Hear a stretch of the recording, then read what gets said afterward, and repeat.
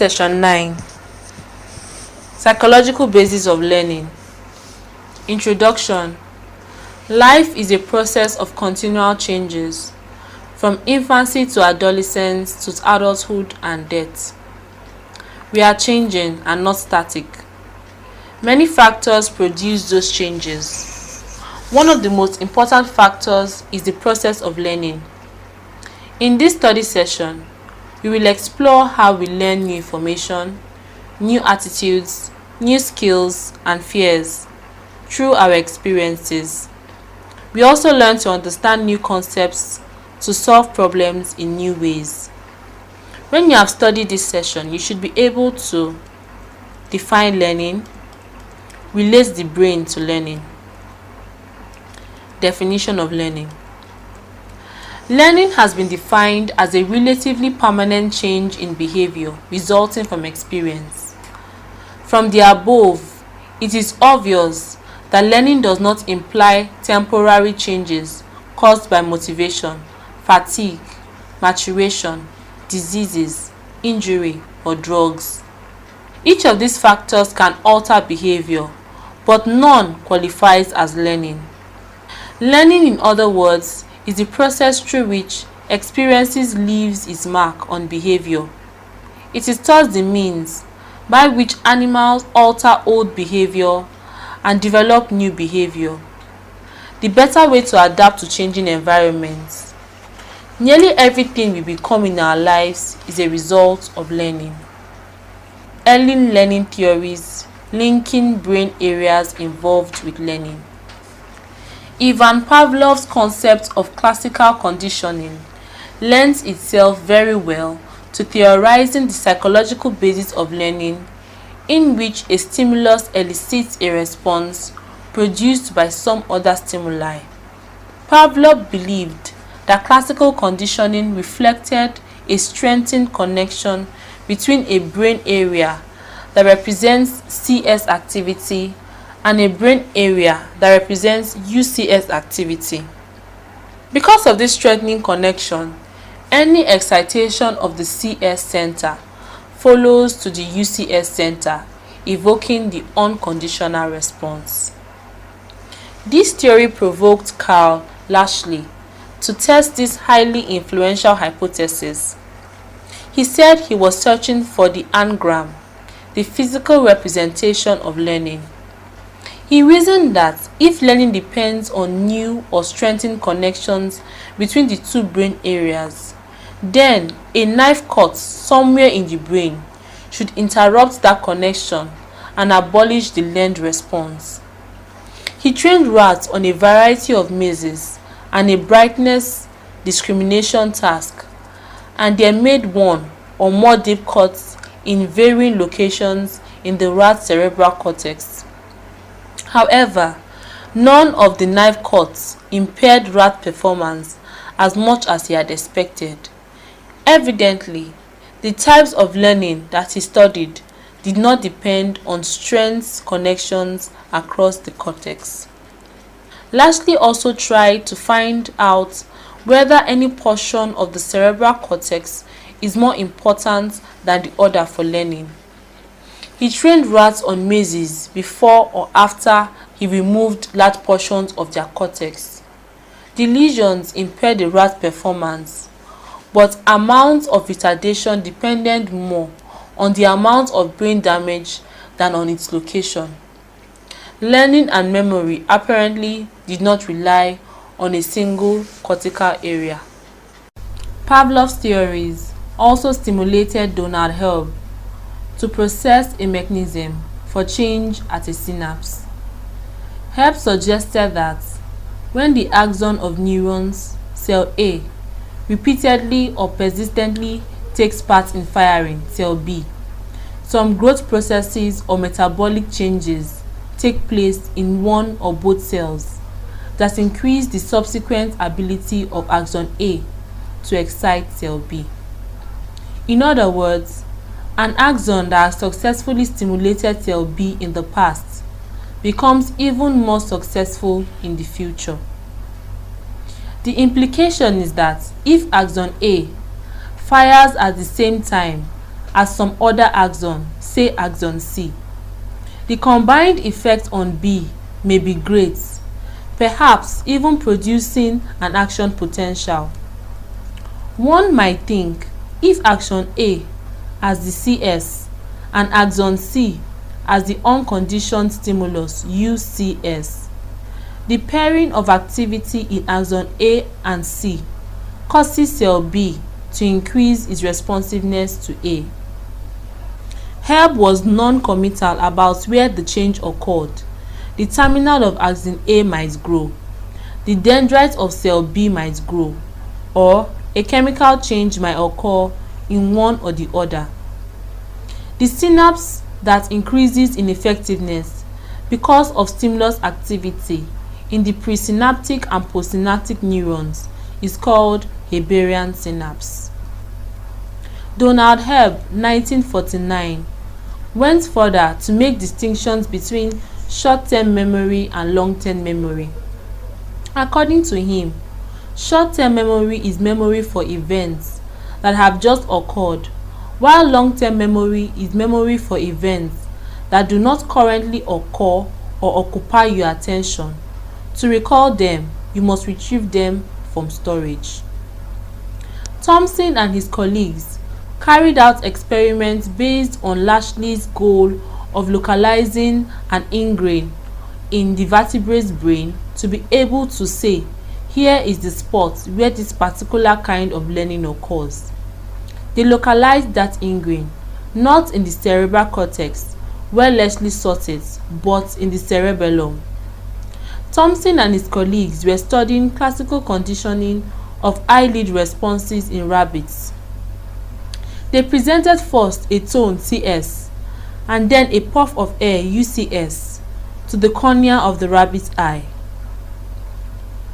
At first, a rabbit blinks at the air puff, but not at the tone. After repeated pairing, it blinked at the tone by itself. That is, classical conditioning takes place. At various points in this procedure, the investigators recorded the activity from various brain cells to determine whether or not they change their responses as learning takes place. They consistently found changes in cells in one nucleus of the cerebellum, the lateral interpositus nucleus. That is, at the start of training, those cells show very little responses to training tone, but as learning proceeded, the cell responses increased. Furthermore, damage in the lateral interpositus nucleus causes a permanent loss of the conditioned response. The fact that damaging a brain area prevents a learning response does not necessarily mean that the learning took place in that area. The area could be receiving information from some other areas that changed its responses during learning. To test the role of the cerebellum in learning, two sets of investigators temporarily suppressed activities in the lateral interpositus nucleus at the start of the training, either by cooling the area or by injecting a drug into it. They then presented the CS and the UCS as usual and found no learning. Finally, they waited for the effect of the cooling or the drug to wear off and continued training. At that point, the rabbits began to learn, but there was no saving. That is, they learned at the same speed as animals that had received no previous training. Since the training took place while the relevant brain area was inactive, the implication is that cerebellum may be central to a variety of conditioned responses, learned motor skills, and even intellectual skills in humans as well as in rats. Learning and the nervous system. Two basic assumptions underline the search for the neural basis of learning. The first is that learning can take place only in animals that possess a nervous system. The second is that the brain, at least in higher animals, is the true seat of learning. Not everyone has taken these assumptions for granted. Several investigators, for instance, have tried to demonstrate that single-celled animals, that is, animals that have no nervous system, can learn. In one well-known study, for instance, Kandel, 1979, studied paramecia. They were placed in a tube in which illumination at the center differed from the illumination at the two ends. Whenever the paramecia swam from the center to either end zones, the animal received a shock. When they returned to the center of the tube, the shock was terminated. After a number of trials in this procedure, the paramecia behaved as if they had learned to avoid the shock when they approached a boundary between the center and end zone. They immediately turned back to the center zone. Here clearly was a change in behavior, a change that seemed to indicate that paramecia are capable of learning. But did this change in behavior truly indicate learning? In this instance, the answer is no, and it is important to know why. The findings of this illustrate a phenomenon known as pseudo-learning, a result that appears on the surface to suggest learning, but is due instead to non-learning factors. The flaw in the procedure in this instance was that when paramecia are shocked, they secrete metabolic droppings that are aversive in their own right. And when these droppings are present, the paramecia will avoid them. This means that no learning was needed to elicit the turning behavior. The proof is that when the boundaries were reached after training, but the droppings were not changed, the paramecia made the turning response to the droppings and were seemingly oblivious of the new boundaries. Learning and the brain. While no one has yet proved conclusively that learning can take place without the nervous system, studies have indicated that learning can take place without the brain, although the implications of these studies are not entirely clear. It has shown, for instance, that if you decapitate or cut off the head of a person or an earthworm, which has a group of neural cells thought to be primitive brain at the anterior end of its body, its learning ability will be impaired, but some learning nonetheless take place. Even when the worms are decapitated after training, they show the ability to retain learned information. It appears then that in the worm, learning is not confined to the primitive brain, but occurs in nervous systems spread throughout the lower regions of the body. What is true of the earthworm is also apparently true for the cockroach. In one classic experiment, Horridge, 1962, finds that headless cockroaches could be conditioned to control their leg movements sufficiently to avoid the shock that came whenever a lead dropped into water. There was, of course, the need to determine whether or not this behavioral change could be attributed to performance effects such as motor impairment caused by the repeated shocks. To find out, Holdridge, 1962, included a control group of headless cockroaches that received the same number of shocks as the learning groups, but with one exception: the shocks were delivered randomly, sometimes when the leg dropped into water and sometimes when it did not.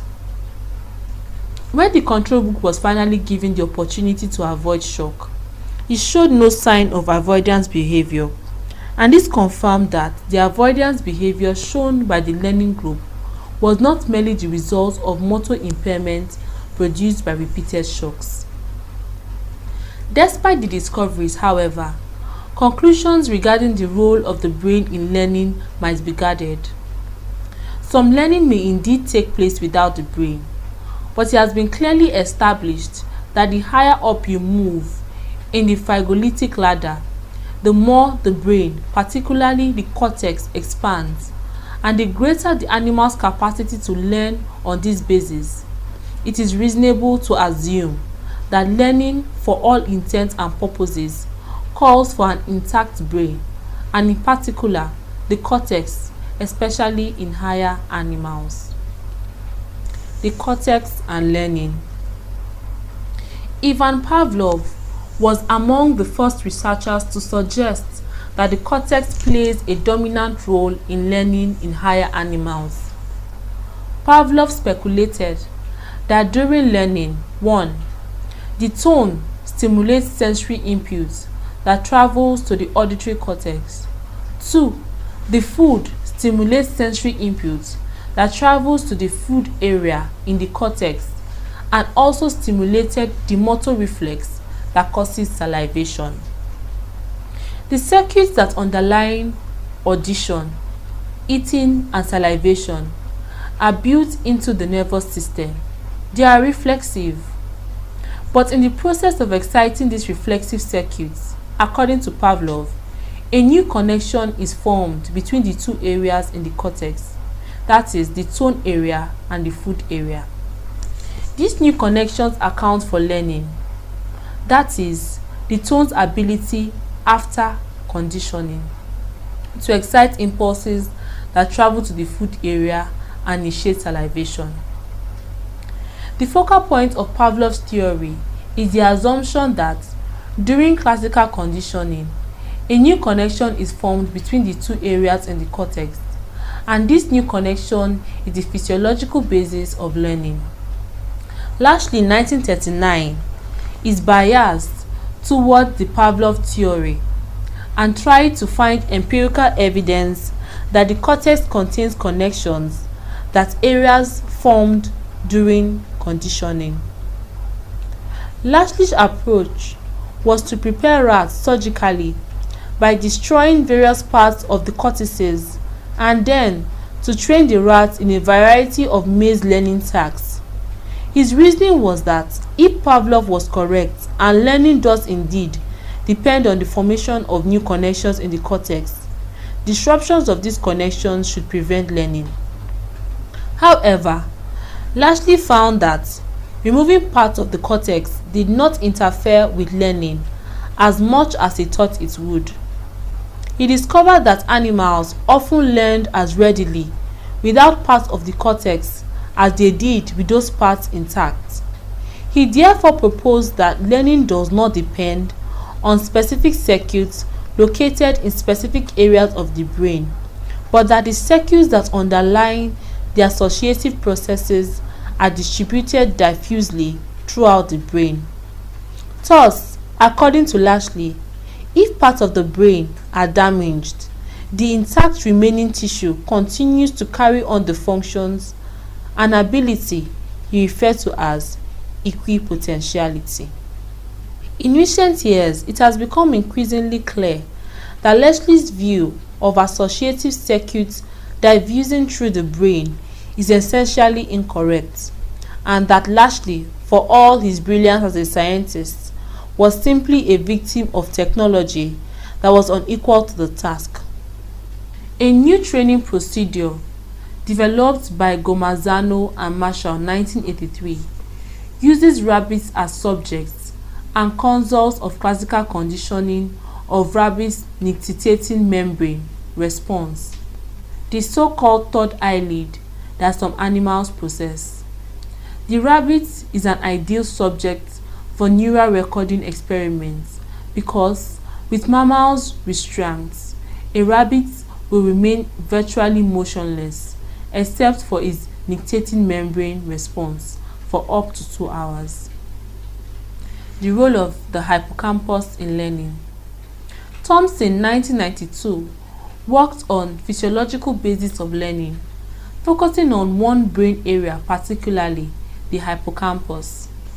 The hippocampus is an area located in each cerebral hemisphere beneath the temporal lobe of the cortex.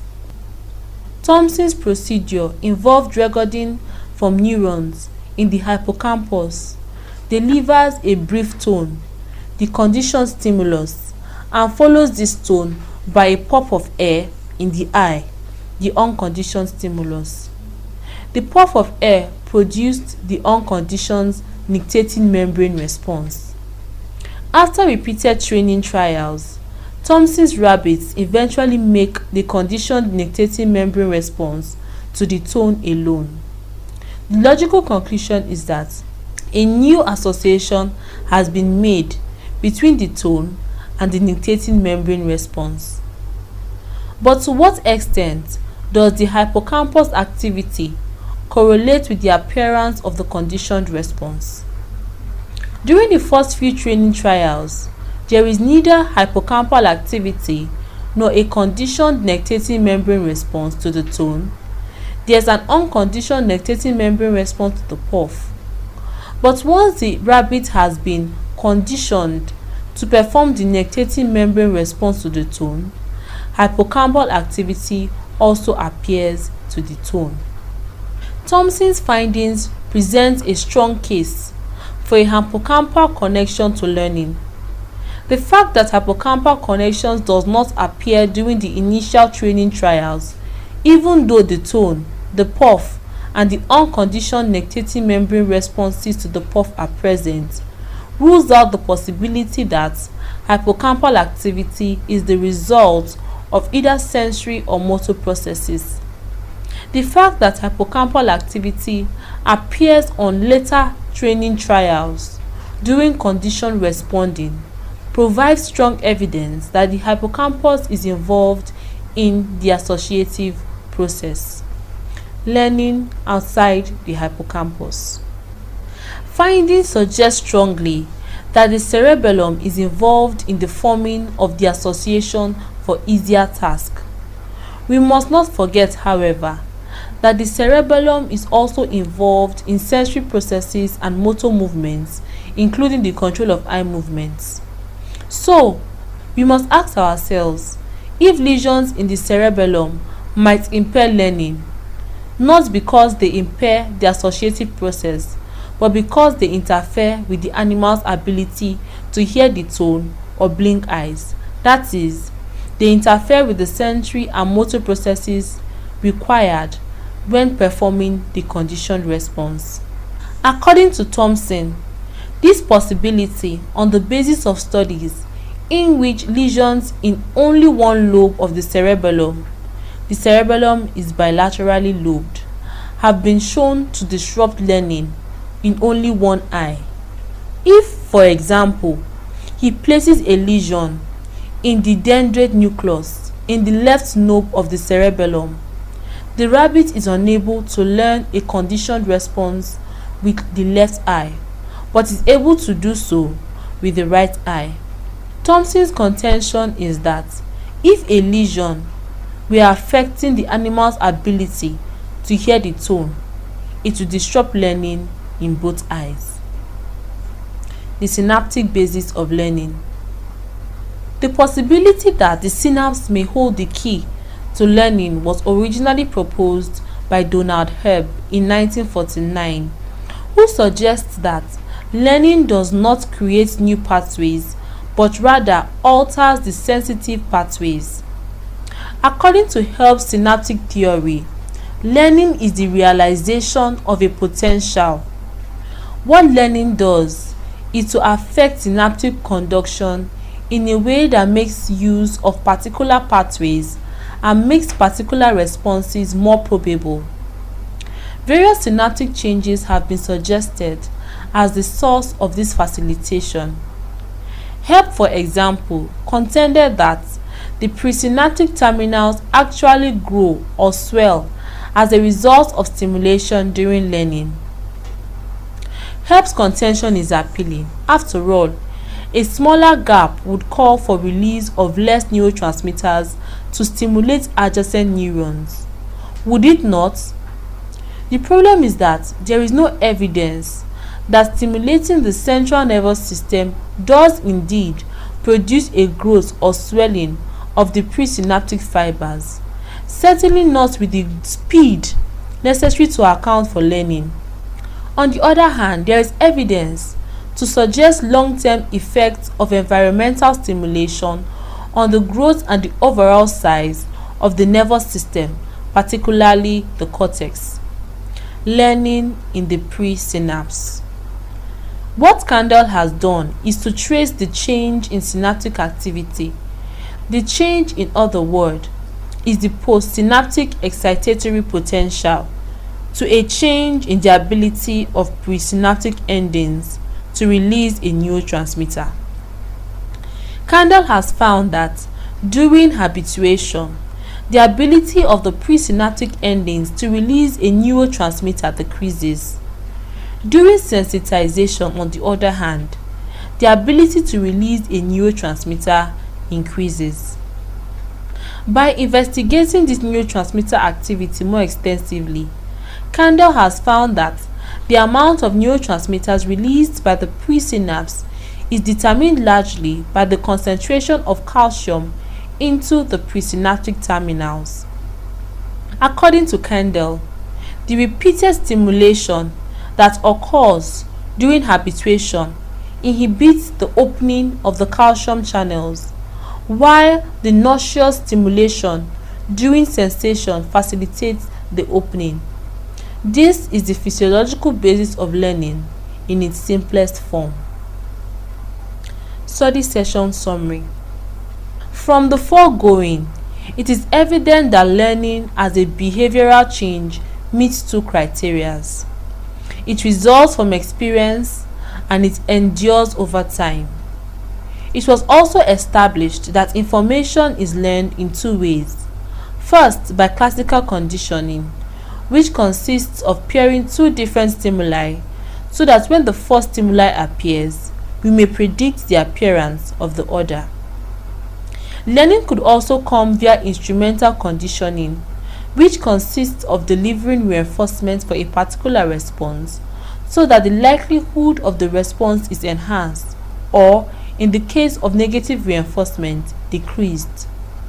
Though not all learning can be reduced to these two, but some of the dramatic breakthroughs in regard of the psychological basis of learning have come from studies based on these learning paradigms. It was discovered that learning is accompanied by the formation of an association, some changes in the nervous system. The brain, particularly the cortex, especially in higher animals, is indispensable as the part of the nervous system that is responsible for learning. End of study session 9.